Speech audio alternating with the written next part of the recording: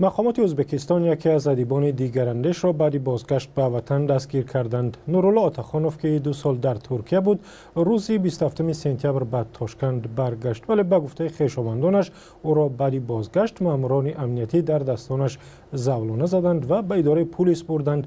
نورالله آتاخانوف بعد برکناریش از مقام رئیس نشریات ماوراءالنهر و سردبیر مجله هدایت در سال 2013 با حکومت ازبکستان مشکل پیدا کرد و به ترکیه رفت. درباره بازداشت ادیب صحبتی داریم با سراج الدین اسلام، همکارم از بخش ازبکی رادیو آزادی. سراج الدین، به برنامه خوش آمدید. و نخست میگفتید که شما قبل از سفر او با خود ادیب صحبت کردید، میگفت که عزم دارد برگردد و آیا واقعا نمیترسد از بازگشت؟ یک روز پیش از آمدنشان به تاشکند با ایشان صحبت کردم و اتفاقا این سوال رو دادم: نمیترسید به ازبکستان برگردید و در فرودگاه دستگیرتون کنند؟ گفت که من غیر از خداوند از چیزی نمیترسم و توکل به خدا گفت. البته احتمال بازداشت شدنش به او معلوم بود، احتمالش زیاد بود، ولی بالاخره تصمیم گرفت. از سنش 63 ساله است، همسرش و اهل خانوادهش در تاشکند هستند و به نظر من تصمیم قاطعانه گرفته که برمیگردد و چیزی که در کدرش باشه اونا میبینند.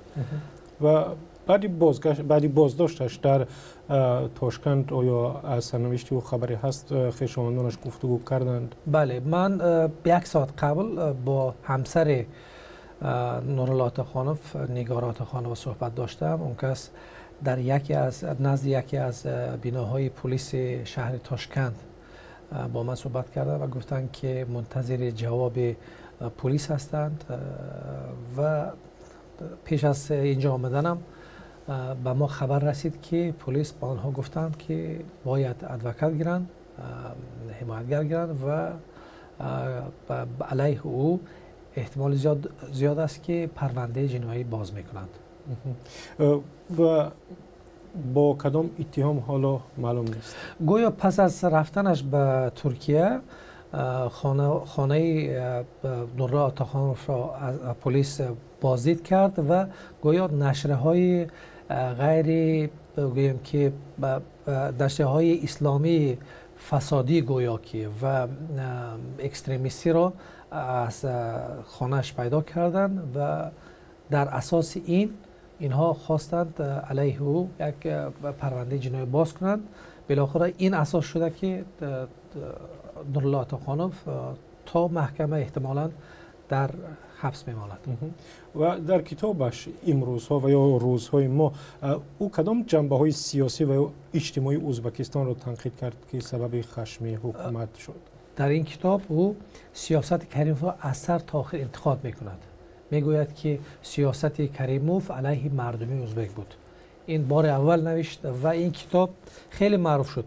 و واقعا بازداشت ادیب شناخته و دیگراندیش آیا میتواند به آبروی شوکت میرزیف لطمه بزند، چون او در 1 سال اخیر خود را به حیث یک سیاستمدار تا حد آزاداندیش نشان داد؟ بله، چون امروز من پیش از اینجا آمدنم با یکی از معروفترین ژورنالیست های ازبکستان صحبت کردم. ایشان گفتند که این سابوتاژ علیه شوکت میرزیوف است.